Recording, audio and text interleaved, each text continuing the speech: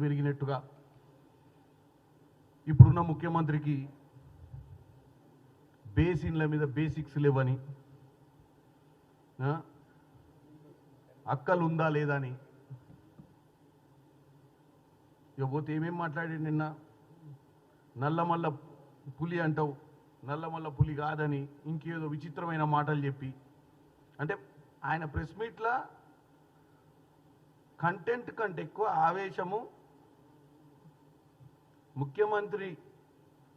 రేవంత్ రెడ్డి గారిని ఆ కుర్చీలో కూసుంటే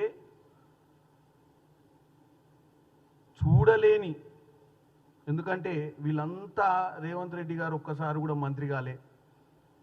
ఒక్కసారి కూడా అధికారంలో లేకుండా డైరెక్ట్గా వీళ్ళకు ఉన్నటువంటి పొగరు, వీళ్ళ నియంత ఆలోచనలను అధిగమించి ముఖ్యమంత్రి కావడాన్ని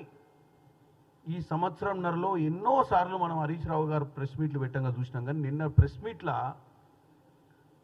తాస్పాం లెక్కలు వేసి గుర్తుండు ఆవేశం.